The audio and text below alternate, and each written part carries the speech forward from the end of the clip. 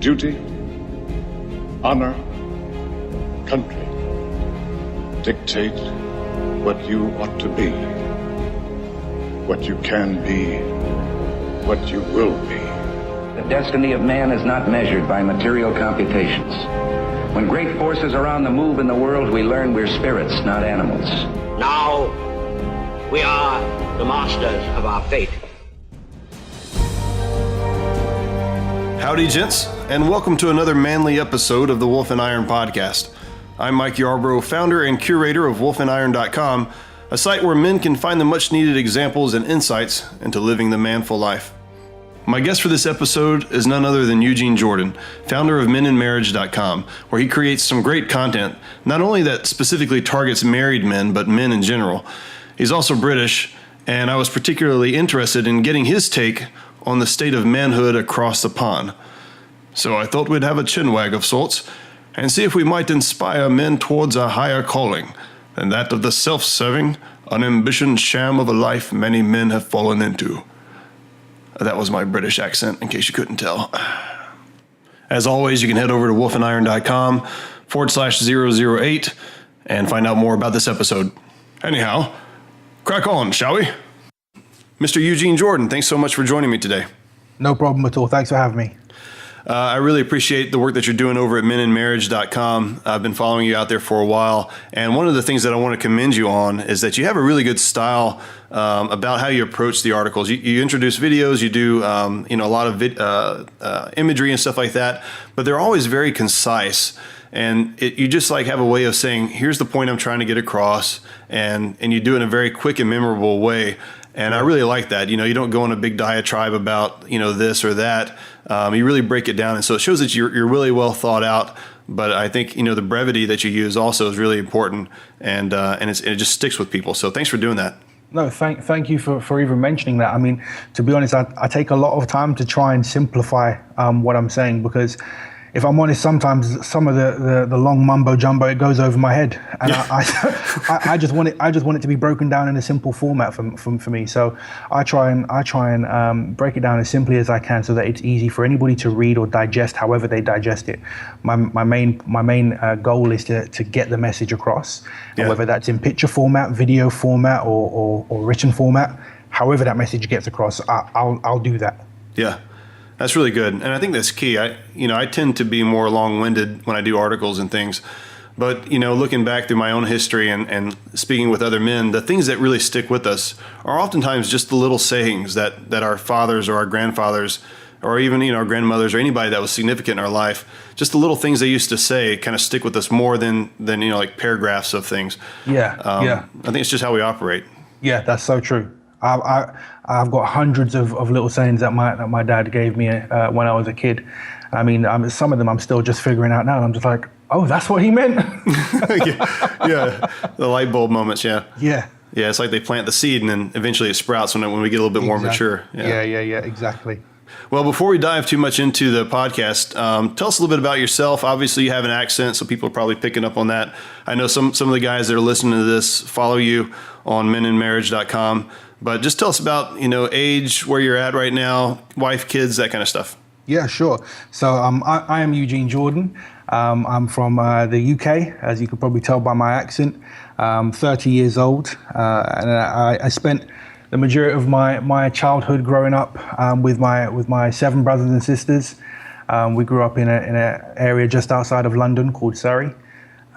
With my mum and dad. My parents came from broken families. My dad came from a family where he came from India at the age of 6, and lived in Brixton. And then my mum lived with her mum in Brixton. They got together and then had eight wonderful children, of which I happened to be one of them. I had no kind of ambition to kind of replicate the tradition of having loads of kids. So at the moment, I've just got the one. I've got a little girl called Geneva London Jordan. Married to a beautiful lady called Keisha. We've been married for 10 years. 10 years next year. So 9 years this year. Yeah. So 10 years next year. We got married at the age of 21. Well, I was 21 anyway. She was 22, I think. Yeah. But yeah, we've been loving marriage. We've been loving being parents. I particularly have been learning that I've got a lot to learn still. When I thought I was ready for marriage, I realized that I just entered in the kind of next phase of my development. So I kind of needed to learn a lot more. Yeah. But it's interesting when I got into marriage, I had to like adapt everything I thought marriage would be, and then just leave it at the doorstep because it's completely different when you get into it. Yeah. So yeah, that's kind of me in a nutshell. Yep, that's me. That's really interesting that you mentioned that about marriage, because it's so true. I think we tend to go into marriage with an idea of what we want the outcome to be. You know, that there's going to be a peaceful home, and our kids are going to be raised well, and there's going to be a tremendous amount of affection between, us and our wives, and a lot of trust and all this other kind of stuff. But we don't think about all the pieces that have to go into place to make that outcome possible. Exactly. And one of the biggest pieces is us. That's the thing. Like when I got into my marriage, I was thinking about everything that I wanted my wife to be. Yeah. And I never gave any thought as to what she would want me to be. And so that was the thing that left me ill prepared. So I had a lot of development to do from that. Yeah. No, I hear you, man. And I know a lot of guys can really relate to that. I certainly relate to that as well. You talked about getting married young. I got married at 18. Oh, wow. Yes. I mean, and, not only were we young, but we also had just not great parenting experiences, growing up. And so it's just being young. You don't have a lot of money. It's difficult. You're trying to start with kids and all that kind of stuff. But the other thing, too, is that a man's brain doesn't actually mature until like age 27. And, that's just biologically, it's just true. I can vouch for that. Yeah. Yeah. And so there are a lot of things where it wasn't until I was about 30 that I really started to, the light bulbs started to kind of happen. And a lot of those things, like we talked about a little bit before we started the podcast, little seeds that our fathers or grandfathers sowed, really kind of start to take root and sprout when we get to be about, our upper 20s or 30s. Yeah. But I don't think that means hold off on getting married young. You're going to learn the lessons one way or the other. There's some things that you just can't learn until marriage actually happens. Do you know what the funny thing is? I was actually I planned from a young age to actually get married at 23. Really? I always had that age in my mind. I always thought, okay, when I'm 23, that's when I'm going to get married. I mean, my two eldest brothers, they got married at 23. My parents, they got married at 23. So that seemed like the number that I should go for. And then when I met my wife, my then girlfriend, it's just like we had conversations, and I shared with her like, this is the age that I want to kind of get married at. But then when we actually sat down and thought it through, it was like, well, what am I actually waiting for? If I love this person and I know that I'm going to spend the rest of my life with them, what am I really waiting for? I mean, let's share this journey together. Do you know what I mean? Yeah. Let's not wait and let things kind of mess up on our separate journeys. Let's do this together. And I think it takes a lot of guts to kind of jump into it at a young age, because you think that by jumping into marriage at such a young age. I mean, firstly, I don't think I can ever say I got married young now that you've said that you got married at 18. I think that blows my young marriage out of the water. but yeah, I mean, it is a risk at the end of the day. But for me, it was about taking that risk with someone that you love and just really exploring that journey together rather than doing it by yourself. Yeah. No, I think that's right. It helps if you have any kind of support system in place, good friends that have good marriages, or, parents that you trust and that kind of stuff. I know a lot of people don't have that, and it's just a challenge. But, it doesn't matter what age you get married. If you're committed, you're committed. And exactly. You can definitely find your way through it, Yeah. I like to say sometimes that I've been married 3 times or more, but always to the same woman. So my wife and I really like that. We celebrated our 20-year anniversary just this last month. And congratulations. Going from 18, thank you. Going from 18 to 38 years old, there's a lot of changes that take place. Your likes, your dislikes, your maturity levels, and things like that. And the woman that you marry when you're in your 20s may not be the same woman that she is when she's in her 30s. She'll be similar, but there'll be changes. And, that's just the stuff we have to be ready for. Yeah. Well, let me jump into some questions about men in marriage. Okay, fire away. So I really want to know, like I said, I really like the site. I like the style that you got out there. Thank you. The stuff that you're doing with video is really cool. So you got a lot of talent in that area, but I want to know what kind of made you want to start Men in Marriage, and what was the inspiration for that? So the inspiration for starting Men in Marriage was really a lot of my shortcomings. Like I said, I got married at 21, and I just found that I wasn't doing the greatest job as fulfilling my role as a husband. And then when we had our child, I didn't feel like I was doing the greatest job at that either. And I really tried to connect with other examples that I'd seen around me. I mean, I come from a family where all of my brothers were married. I've got a dad with a solid foundation. I mean, I could look and talk to him about anything. But I was actually experiencing something with my family at the time that nobody that I knew had been through. So when my daughter was born, she was born with 2 blood clots in her brain, and that put me in a state where I was really confused about what to do. I had just been made redundant from my job, so I didn't know where money was going to be coming from. I mean, I was going through a lot in my mind mentally, but I had to put on a brave face because I didn't want my wife and my then new child to experience or feel that they didn't have a strong support system for them. Right. And so I had to try and find people to connect with that had been through a similar experience to what I had been through. And if I'm honest, I couldn't find anybody. But I thought to myself, okay, well, do you know what? I want to make sure that what I've been through, nobody else has to experience by themselves. Or if they do experience, at least they'll know that somebody else has gone through it, and here are some of the things that they done. Yeah. So I thought, you know what? I'm going to start sharing my journey with other people. I'm going to tap into the resources that I do have. So I started speaking with my brothers and my dad and people that were around me. And I started connecting with more men and just having a real honest conversation and just being transparent myself. One of my key things with Men in Marriage is that I'm genuine about trying to create a conversation with people. The whole thing with Men in Marriage is really birthed out of a lifestyle and a passion that I have to become a better father and a husband and a man. And it's really allowed me to just connect with many men in a more genuine way so that I can share my journey with them and they can do likewise and share their journey with me. And I think that transaction of sharing our journey with each other really helps with certain issues or certain successes in your life. You've probably heard a lot of women when they're talking about childbirth. I mean, you could walk into a room right now with a room full of strangers, and if a woman starts talking about childbirth, I can guarantee if there's another woman in there who's experienced it or she's about to experience it, they're going to get involved in that conversation. They're going to either want to know a bit about that childbirthing experience, or they're going to have something to share. And it's something that women do. Like it's just within them. They're built to kind of share with each other and help build each other. And I think over the years we've lost that art as men to kind of help develop each other. We've lost that art of camaraderie where we can just kind of build together and learn how to develop ourselves.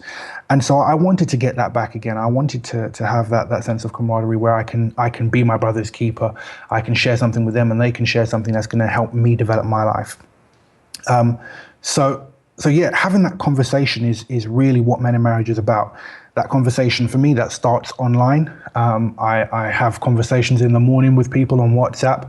I'll speak with people in face-to-face, or we'll speak on a conference, wherever it is.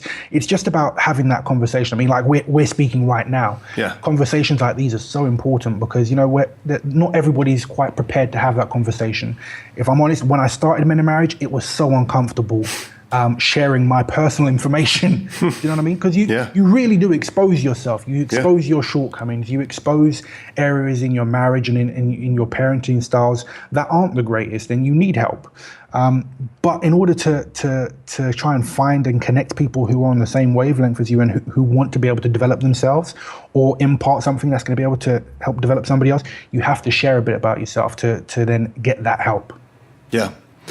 That's really good. You mentioned something about how women work. You're right. They do seem to have a more sort of an innate aptitude or something like that for the relational aspects, and sharing things. So like if a woman has a problem, she goes to other women to find help. Yeah. Naturally, most guys, if they have a problem, they try to pretend like they don't have the problem. Yeah. And that's not helpful at all. No. And so, being able to do that, being able to rekindle those kind of relational aspects are really important. And I think a lot of that has to go to, we've lost a lot of the ways men used to share things. We lost a lot of the just, man on man or group of men together time, right? We don't go out and, build barns anymore or, slaughter hogs or whatever the case might be. Yeah. We or spend time in the field, whatever. We that just doesn't happen. We're very siloed. And I think that goes against the way that we share. We usually share in our own way through work. And when men aren't working together, we got to be intentional about it. It doesn't mean we just stop sharing. It just means that we have to be intentional and find ways to do it because we know it's good. Yeah, exactly. Well, that's good. So you're across the pond, and so I'm guessing that some of the same problems with men or the lack thereof of men in society exist over in England, just like they do over here. It's just a westernized issue probably at this point. And let me say this, by the way, too. England's doing something right because this is actually the clearest Skype call that I've had ever. So, kudos to you guys. Well, thank you. I'm not sure that I had much involvement in making that clarity, but hey, I'll take full credit for it. There you go. Pass it on to the Queen. Thumbs up on that one. But how would you kind of frame, that's what I'm interested in, how would you sort of frame the issues that are going on in your neck of the woods over in England? And what do you kind of see going on related with men or like I said, the lack of manliness or what have you? Yeah. So what I'm seeing over here in England, we have, I wouldn't say so much of an issue with fatherless homes. I would say it's more of an issue with not representing them the best way that we could. So over here, it would appear that there are no fathers in the homes in England.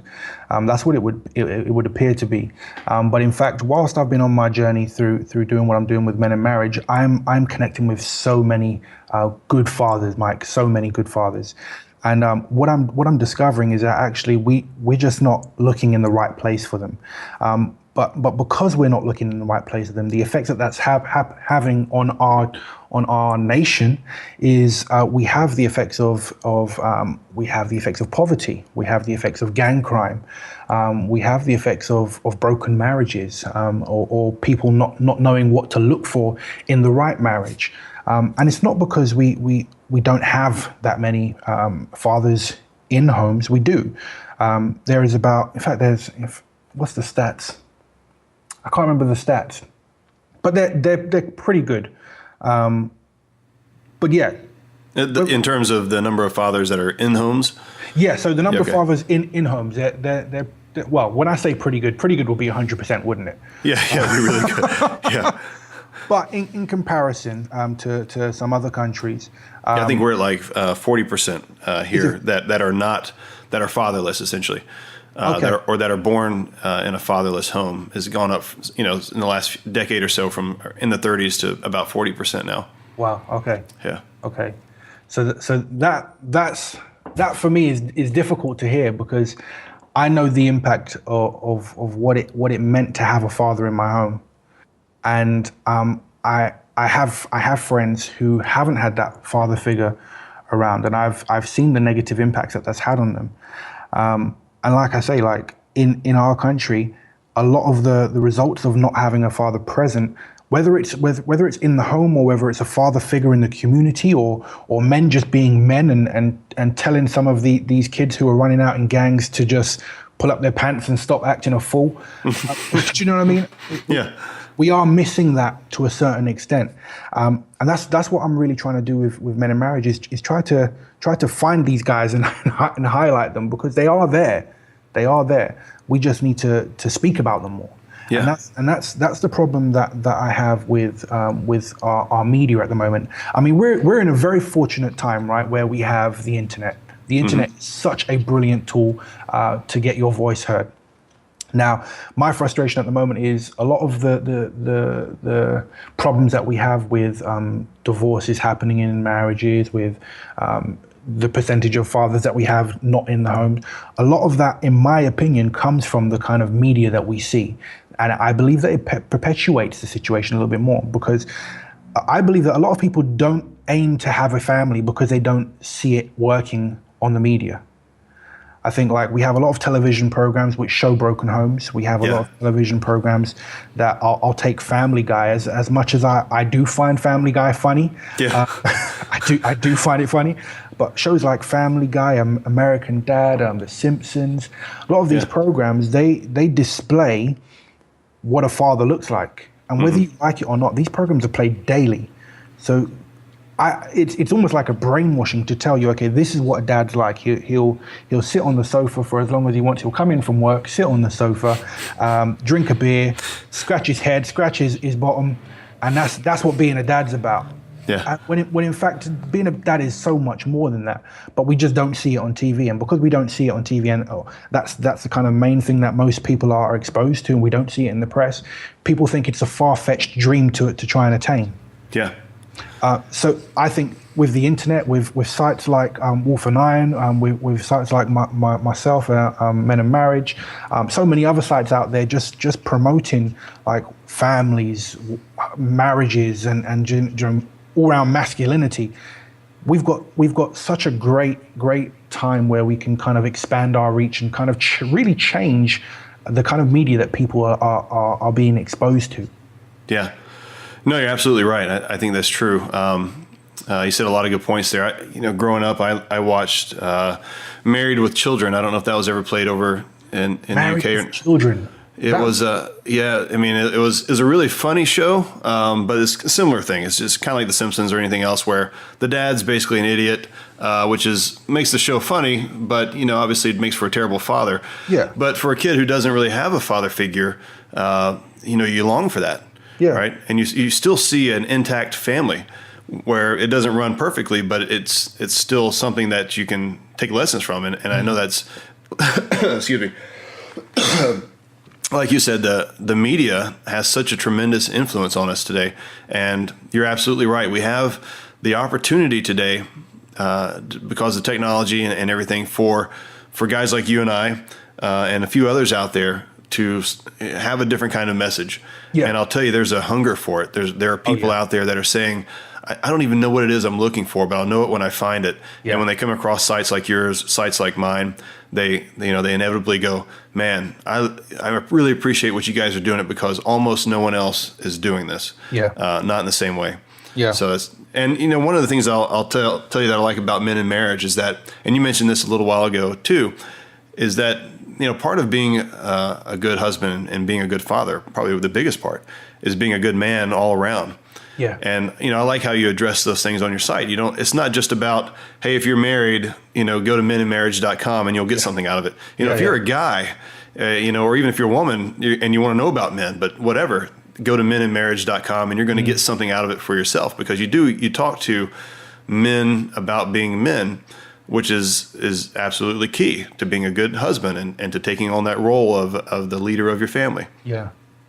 Do you know, the most important thing for me is, like, when I first started Men in Marriage, I did think to myself, well, what have I got to offer? What have I got to say? And I mean, when I started it, I was thinking to myself, well, I'm a new dad. I'm new at marriage. So really, I haven't really got that many years under my belt to actually offer any advice for anybody. But the reality is that whatever place I'm at, there is always someone who's a few steps behind me. There's always someone watching. So, I mean, my experience now might not be relevant in 20 years' time. So it's always best to kind of, when you're getting advice from people, to look at the wider spectrum of the advice that's offered to you. So I value the advice that's given from my dad and from people who are in their 60s, 50s, 70s, whatever age they are, because they've got an abundance of wisdom. Now, my thing is this: times have changed a lot since they were in the thick of being a new dad. Do you know what I mean? Yeah. So a lot of the principles are the same, but the methods of how we apply it are going to be very different. Yeah. And that will take someone who's actually in it right now to be able to share with you. So it's more relevant to where you are. Do you see what I mean? Yeah. Yeah. So for me, I take comfort in the fact that, you know what, I don't know everything, but I know a little bit. And you know what, even the things that I don't know, I'm going to share that because it might highlight something for you that you can go and then check out yourself. Do you know what I mean? Yeah. Well, and it's good just to know you got somebody else that's in the fight too. Yeah. I mean, if you and I are both struggling with how to raise our kids, that's, and we're both working at it together, even if we don't have the answers, which no father does completely. Yeah. Still knowing that you've got another brother in the fight means a lot. Do you know what? It's so important that you say that because, like, I find myself now, I think the majority of my friends now are fathers. And I'm quite intentional about positioning myself so that I'm surrounded by people who are going through similar situations to myself. For me, it's important that I'm in that kind of environment because I'm very intentional about trying to better myself as a husband, as a father, and as a man. And I think you can only do that when you surround yourself with people who are going through the same thing as yourself. It's like you would never go to the gym with people who are half your size when you're trying to put on 10 kg or whatever. Do you know what I mean? Right, You would never go to the gym with somebody half your size because they're not going to be able to motivate you. You go with people who are either the same size as you or a little bit heavier than you so that they can spot you. They can help you lift those heavy weights. And that's what we're doing. Parenting is a heavy weight to carry. Yeah. And sometimes we need the help of our brothers around us to say, hey, look, I noticed you're doing this. Maybe you want to try this. Do you know what I mean? It's the same thing. Yeah, no, I absolutely agree. And there goes that intentionality again. You're demonstrating that really with your life, that we have to be intentional, and that sometimes I know there are guys out there that may have a hard time finding those kinds of relationships in real life with people that they actually know. Maybe they're just in some kind of community that just doesn't really produce a lot of those kind of men. Yeah. And they're hard to find, but you can find them. You can, through guys like you, through guys like me. There are avenues to get in touch with people that can still encourage each other and build each other up, even if it's across the ocean. Yeah. Right. And sometimes that puts you out of your comfort zone. So for me, connecting with guys who I didn't necessarily have any connection with prior to becoming a dad, that was very much out of my comfort zone. I've never been that great at making new friends, but I think once I found out that actually we have a common interest in mind, all of a sudden you just start connecting. I mean, it doesn't happen like in one overnight, but one by one you start connecting with more people. And I mean, like, the majority of friends that I have now, I've connected through one friend, and then they've invited me to another place where I've met another friend, and they've all become like friends of mine. And it's awesome to have that connection with people, because it's good for your growth. Yeah. But two, it's also good to be surrounded by a community that you can actually say, okay, our voice means something. Yeah. You know what I mean? When you're by yourself, it sometimes you can feel like your voice has no impact on the world. But now I've realized that actually there is a lot of guys like yourself, Mike, that think the same things that I do, that we want to be better, and we're using our voice the best way we can. Like sites like yours and mine, and just through having conversations and making genuine friendships. Yeah, that's really good. And being willing to put yourself out there, letting the walls down a little bit. Yeah. Being a little extroverted, even if it's outside of your comfort zone. Yeah. I mean, anytime we want to change, it's going to be uncomfortable. Oh, yeah, for sure. And even that includes, growing and, relationally, and, being around people that can hold us accountable, and that people that we really admire and can look up to and can learn from. So that's good. Really good stuff. I posted a quote out maybe like 2 or 3 years ago, and it's always stuck with me. And it's get comfortable. Men should get comfortable being uncomfortable. And I think for myself, it's been so uncomfortable. Change has been so uncomfortable. But every time I go through that process of change, like, I feel the pain that I'm going through, but I know at the other end of it, there is going to be a glory at the end of it. There's going to be some type of development at the end of it. You know what I mean? Yeah. At each step that happens. Yeah. And that's really perspective, because in one sense, the uncomfortable feeling doesn't go away. It's just the perspective of, I really believe this is going to be good for me to do it. Yeah. I've done some acting and stuff in the past, and everybody gets nervous on stage, or you do it when it's your first time, or it's the opening night or something like that for the show. Yeah. But one of the things we always talk about is that's you can actually use that nervous energy to make a better performance. And that's actually going to drive your enthusiasm about your role to the crowd. I mean, as long as you don't puke on yourself or something like that, right? But I mean, up to again for that. yeah, but even that's entertaining, right? And that's what the audience is there for anyhow. They just want something to laugh at, right? They're going to come back again just to see you vomit. Yeah, exactly. Yeah. But it's really just that kind of highlighted, that, a lot of things are really about perspective. And having the right perspective on things really changes how you look at it. You go to the gym and you get sore. If it's the first time going to the gym, you're like, I don't ever want to do this again. This was a mistake. But when you start to see results and you get sore, you're like, oh man, I hit it hard today, buddy. This is going to be worth it. This is going to pay off. You know what I mean? So that's good. I want to transition a little bit and jump into some stuff here about some things that are kind of going on in America and kind of see how that ties into over in your area. Yeah, sure. So we're kind of going through this weird identity crisis. I don't know how else to explain it. Back in the 80s, so I was born in 78, so I grew up all through the 80s and, in the 90s as well, obviously. Yeah. And there was this sort of, Reagan-esque John Wayne persona that America had, shoot 'em up cowboy kind of thing. And obviously that preceded the 80s, by a good bit. But it was still around then. And there's some drawbacks to that. I mean, men were probably more closed off with things than they ought to have been. But now we've kind of just swung, the other way. And I feel like we're in kind of like a preteen stage where we're just angry at everything, and we don't want to, we just want to reject authority, and it's a bit anarchy kind of mentality. And part of that rejection is this sort of growing, really, really quickly, just amazingly quickly, the sense of godlessness that's taken place. And sometimes it shows up as atheism. Most of the time it kind of shows up as kind of like a lazy agnosticism where people just don't want to think about, things like God or spirituality or any of those things, those kind of deep thoughts. And I just kind of wondered if you see any of that kind of stuff taking place over where you're at. Yeah, I do actually. I think it's easy to forget about God and have a sense of godlessness in your nation when everybody is so concerned about themselves. And I think we're in a time where we've never been any time before this, we've never been so much more consumed with ourselves than we are now. Down to the fact that we even have a name for a selfie. Yeah, that's right. We've never been so self-absorbed as we have been now. And I think when you only care about yourself, this is why it's not just the sense of that faith has kind of gone out the window. We just everywhere now, we just put ourselves first before anybody else. And because we do that, that's why we give up on our marriages. That's why we give up on our children. And that's why we've given up on God, because nobody comes before us. We're number one.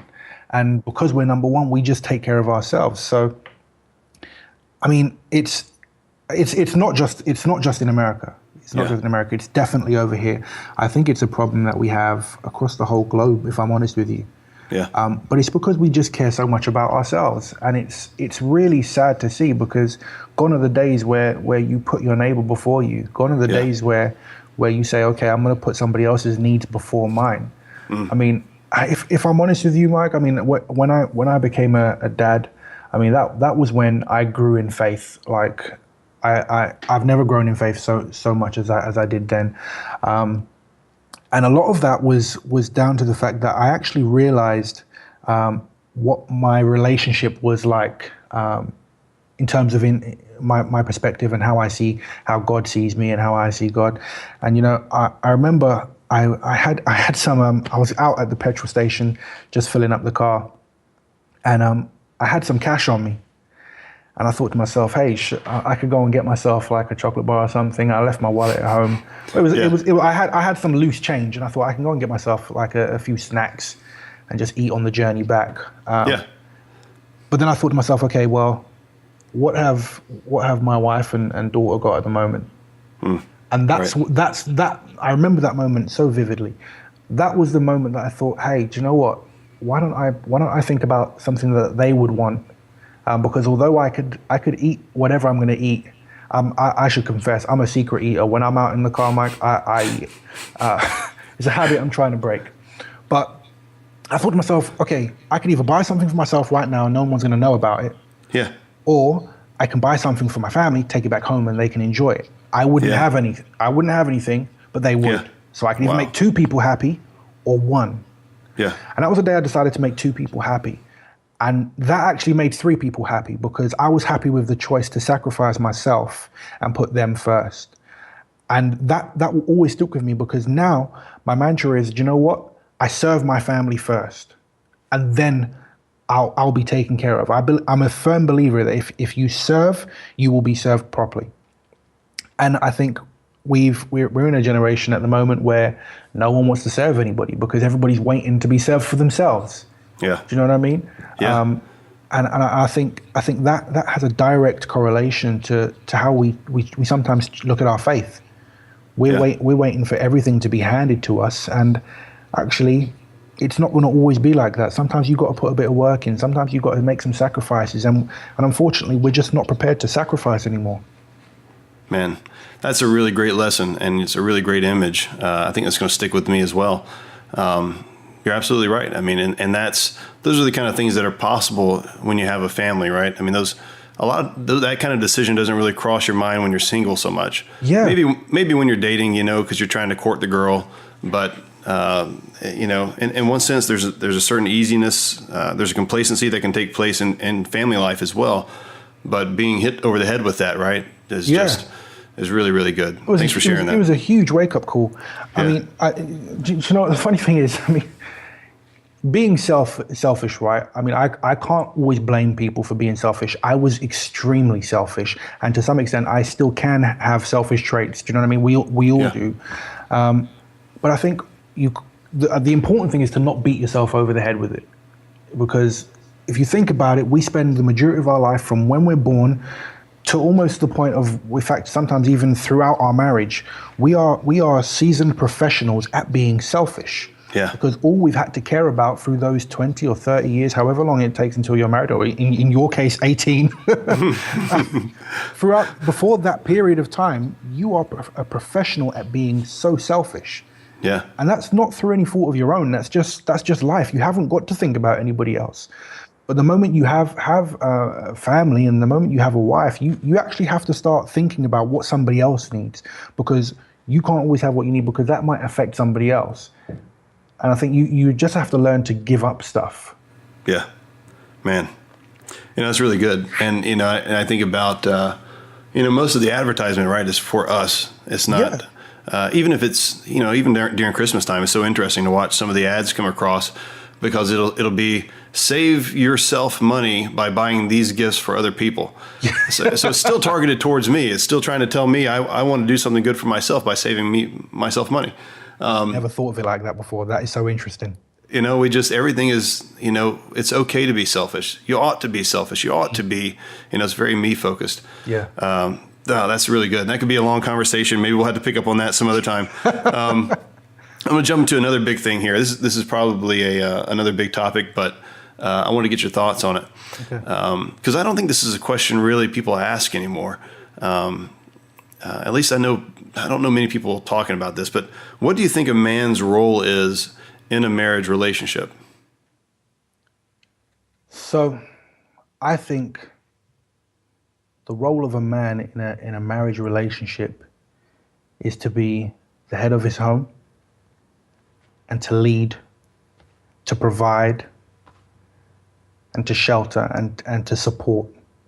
I think in a marriage, I think it's important that you work on not just building yourself, but on things that you could do to build your wife. I think it's so important that if you're the only person in a marriage that's growing, then you're not gonna last in that marriage for long, because everybody wants growth. Yeah. And I think in a marriage it's important that we create an environment for our wives, for our families, that they can also grow as well. I see marriage as a garden, and we're the gardeners that are planting the flowers, And if we don't plant any flowers, nothing's going to grow. If we plant flowers and don't water them, nothing's going to grow. It's a continual effort of planting the right things into your life, saying the right words to your wife, doing the right actions that water those words that you've said, and allow her to grow into the woman that she wants to be, whether that's just in her personality, her characteristics, or whether that's in like an ambition she has in life. I think our families and our marriages are the gardens that we consistently need to water and tend to in order for it to flourish. And I think the term "the grass is greener on the other side" is a perfect one to use when we're always looking at why things are going well in somebody else's relationship. Yeah. It's because they're tending to their garden. So that's really good. Yeah. So for me, the role of a man in a marriage relationship is definitely to provide, but it's definitely to develop and support and nurture whatever he has in his hand. Yeah. You know, I really like how you put that. You know, once I was trying to think about how to kind of replay it here. When you talk about leadership, you know, there's certain connotations that come along with that. And I think a lot of that has to do with maybe the feminist movement that's kind of taken off in the last couple of decades. Yeah. But at the same time, when you talk about the role of leadership, but then you also talk about it as inside of that leadership is a tending to the care of others, to the loving of your wife and of your children and building them up. Yeah. You know, that really your role as a leader is to make sure those things happen. Yeah. It's not to dominate over your wife or over your children as some sort of, you know, kingly, you know, rule, right, in your own home. Yeah. But that role of leadership is really a sacred kind of thing. Oh yeah. And we get it so confused sometimes, Mike, because I think a true leader is also a true servant.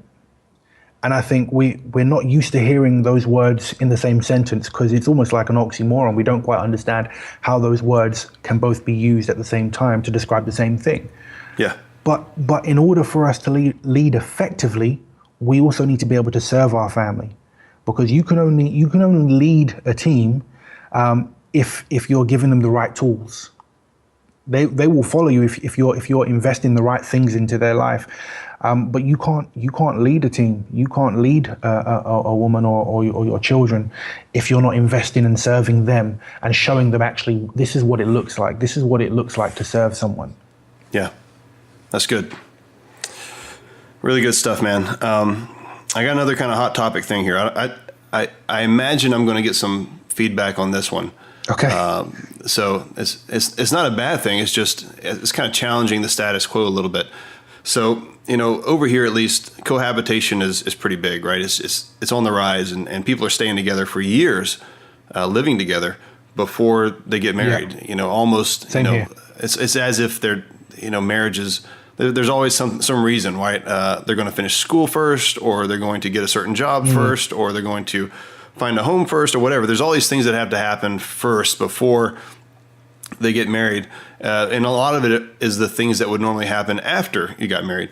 But I wanted to get your thoughts on what did you think about, you know, cohabitation versus the marriage commitment? Okay, so I have two standpoints from this. Like, firstly, obviously, I'm a Christian, so I believe in no sex before marriage, and I think if you're cohabiting with somebody before you're married, then the obvious is going to happen. That's just inevitable. But I think just from a moral standpoint, I think about, okay, if my daughter was growing up and she had a partner that she wanted to live with, how would that sit with me? And knowing how men are, how would I feel about her giving somebody the benefits of something that should really be safe for marriage without actually making any real commitment? And for me, that raises a problem. I think too often we're ready to act like a married couple, but not necessarily give the commitment that it requires. And I think me knowing how I am, I know that as a man, if I'm given everything without having to put any real work or commit anything to it, then I will take everything I can. Yeah. And if I'm honest, I think that's the nature of most men. If there are any men that aren't like that, then kudos to them. But I can only speak for myself. And I know that if I was given everything on the plate and I didn't have to have marriage, would I take it?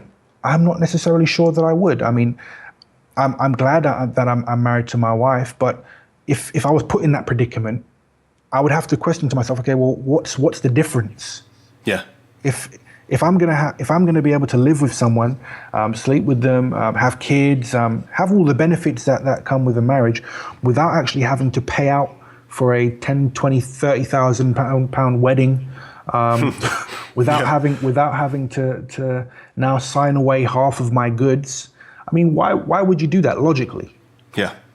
So I think from a logical perspective, it doesn't make sense to cohabit with somebody, because essentially you're giving them everything that you would normally have to work for, that you have to show some type of dedication and commitment to have.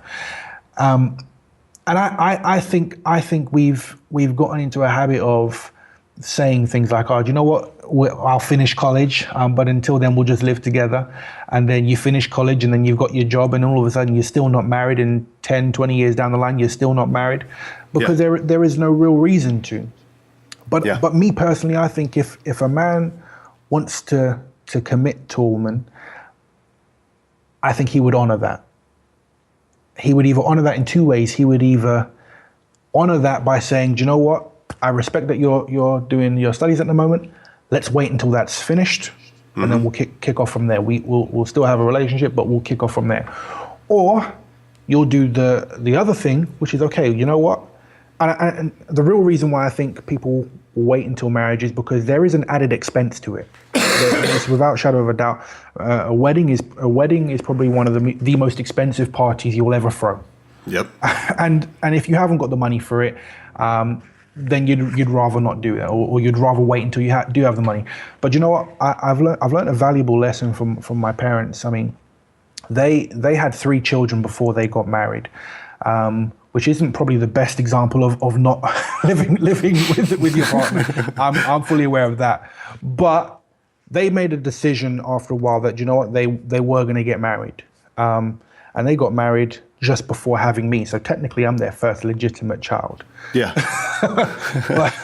but they made a decision to get married. And you know what? It wasn't the greatest wedding. It wasn't, and I mean that with the greatest respects, it wasn't like a grand wedding. Sure. It wasn't flamboyant. They didn't have like flowers all over the place and a big church and, you know, a big venue for their reception. It was done on a low budget. And they had their reception in their back garden. I mean, it's not your dream wedding, but the point is they got married. Now, I think we've put a sense of there is more value on the actual wedding day than the actual marriage. And then after they got married, 25 years later, they had the wedding that they wanted. Oh wow! But the point is that I think a lot of people, because they feel the pressure to throw the biggest party they've ever had in their life on their wedding day, that then stops them from making a commitment. Yeah. And that will put people off. So that's my views on it, and I think because those barriers are in place, that kind of gives us a good rationale to just say, hey, you know what, we can't afford a wedding, but we can afford to live together, so let's just do that for a while. And I think you just get comfortable, and it never happens, does it? Yeah, no, it's exactly what happens. And then when they, because they have been together for so long, they will inevitably run into some of the relational issues that people will when they're married, right? Yeah. And so it's easier to break that off. Exactly. In a sense. One of the things, I wrote an article maybe a year ago. It's titled something along the lines of "The reasons you're not getting married are the reasons you should." And I think one of the things that the idea of cohabitation does is it actually points the finger to how special and unique marriage actually is. People say, I want to hold off. I want things to be aligned kind of a certain way. I want to have my job. I want to have my career. I want to have the house. I want to do all these things. So then I can get married. And why do they say that? Well, it's because deep down they really do believe marriage is something significant and that it is going to change the relationship in some kind of way. And I think, that, a lot of times we say, well, these people who are cohabitating, they're just taking the easy way out. Well, they are in a sense, but they're also and whether they know it or not, they're acknowledging actually the kind of the superiority of the marriage commitment over cohabitation. Yeah. And so I think maybe that's a unique way of looking at it, but I think it doesn't necessarily change the fact that people still value marriage. I think that maybe it points to, like you said, they're worried about the expense. They're worried about not measuring up, as a husband or as a wife. There's a lot of fear there, things like that really drive that. There's a reason we say for better or for worse or for sickness and in health, all that stuff when we get married, because it's going to be tough. And there are going to be things that happen that really challenge your marriage. And, and the reason that there's you make a solemn oath before God is because you're going to need his help getting through it, That is the truth. So let me jump into another thing here. So these are stats from America. They might be different. Hopefully they're different. Hopefully they're better for you guys. But Johns Hopkins reported a few years back that 90% of all Americans will get married, which I thought was a pretty high number, and I don't really know what goes into that. But they said 90% of Americans will get married at some point in their life, but 50% of those marriages will fail. And I just thought, in one sense, that's saying 90% of the people in America, and probably some similar numbers in the UK, they actually desire to be in a committed relationship with somebody else. Yeah. Maybe it takes them 4 or 5 years to get to that point. Maybe they're, like we said, they're cohabitating until it happens. But either way, then that half of them are going to fail. What do you think that says about people's I guess maybe just a state of culture where we are, where people, they want something, but they really aren't capable or mature enough to handle it? Yeah. So I'm going to answer that in two parts. Okay. So growing up, my dad, he always used to say, wherever we went, he would talk to people and he'd say to them, you know what, marriage works. You've just got to work at marriage. Now that was his key phrase. Everywhere we went, that's what he said. And it never quite dawned on me, as obvious as the statement is. That statement never dawned on me until I got into marriage. Because I think when you make a commitment for better or worse, you never really think there's going to be a worse. Mm-hmm. And that statement, marriage works, you just got to work at marriage. It really does tell me that, you know what, there are going to be hard times in your marriage, but as long as you work at it and both of you are making a conscious effort to overcome the obstacles that you face, then you can make it work. Yeah. Now, the second part of the answer is this. So I don't think enough people are exposed to those stats. Now, me as a man, and I'm sure you'll probably think quite similarly to myself, I like to think of things logically. Yeah. And if I know that the stats are that 50% of marriages fail, I know that I've got a 50% chance of getting this right. Yeah. So if you know that information going into a marriage, you work your butt off to make sure that you get it right. Okay. But the interesting thing about those stats is there's another part to those stats where and it's very similar to the UK. 50% of marriages in the UK fail. But the other part of those stats is that 70% or thereabouts of second marriages fail. And then 90-something% of third marriages fail. Wow. So what that tells me, and this is why I think these stats are really important for men to hear about, because what that tells me is that, do you know what? You actually might think that you'll get another chance, but actually your best chance is the first marriage you have. Wow. Your chances diminish at becoming a better husband. And it seems crazy, because you'd think the more marriages you have, maybe you'd learn a thing or two and you'd learn from your mistakes. Right. But the stats would prove otherwise. And for me, being armed with that information says, do you know what?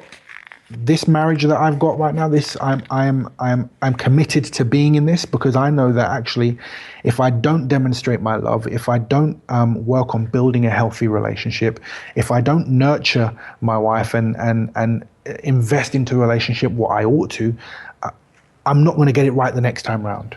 Yeah. And Wow. I think knowing that information will make you more committed to getting this right. That's awesome. You're absolutely right. I mean, those are incredible stats. I know that knowing that, I think there's something like people who get married at the age 18, like I did here in the U.S. at the time, some really ridiculously high number don't make it to the 6th year of marriage. Wow. And I don't know why that stuck with me. So when we passed our 6th year of marriage, it was like, yes, we beat, we beat all the odds. And so you're right, though. I mean, it does help us to think logically about that. Man, that's really good. Let me close with this. I know you got a lot of advice and things that you could share with the world of men because you're doing that on menandmarriage.com. Is there anything that you wanted to talk about or share with guys right now about just any kind of advice that you have about being a man or being a husband, being a father? Yeah. So I think the best advice I would say is through my own experience. I've learned that a lot of things in my own life, a lot of things about my own character, a lot of things about the situation that I have full control over. I've not necessarily always liked the situations I've been in. I've not necessarily always liked the person that I've been. I've not necessarily always liked certain aspects of my marriage. But one thing I've learned is that if there's something that you don't like, then just change it. I think it's important for us as men to understand that who we think we are is a fluid concept. I thought I was a certain way, and how I was when I was 18 is how I am when I'm 28, and is going to be how I am. That's just me, and I think we talk ourselves into that's just me. That's just how I am. Yeah. But the reality is we are all fluid. We can all change. And if there's an element of our life that's not fruitful and is potentially damaging to either our parenting style or to our marriage or to ourselves, then we need to work on ways to change that. And thankfully for the likes of yourself, Mike, and the likes of other sites around, I mean, there are so many guys who have a thirst to want to be better.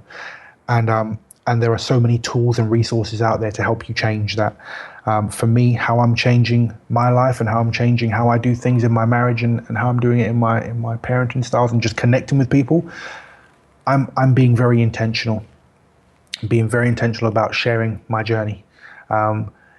Sometimes we want to get the benefit of speaking with other people and for them to share everything that they've got and just impart some knowledge onto us. But actually, it's a give and take. And I think as a man, I've learned that everything we do, whether it's in our marriage, in our parenting, or whether it's just in a relationship as friends, it's a give and take, and you have to be prepared to invest, and that investment will help you change whatever it is you want to accomplish. That's excellent advice. Well, sir, this has been a fantastic conversation. I really enjoyed talking to you. We covered a lot of ground. I know we could go deep into a lot of different things. And yeah, definitely, man. If you guys are looking to go deep into some of these subjects, head over to menandmarriage.com and check out some of EuGene's stuff. I think he's going to be one of the big ones. I'm making a prediction right now that you're going to be one of the guys that people say, oh yeah, I remember him, starting out on, with his Men in Marriage, and you're going to be a big name, I think. And I'm not saying that to get your head big, it's just, I think that you have the right heart for this. And, and I think that goes a long way. I really appreciate that. I really do. Thank you, sir. And take care of your family. And I look forward to talking to you again. Likewise. Let's do this again. Well, there you have it, man. A lot of great advice in this episode. This is one I would suggest listening to more than once and taking some notes. Thanks for tuning in and taking another step towards that high call of manful living. And until next time, keep your powder dry, and may a fair wind be always in your sails.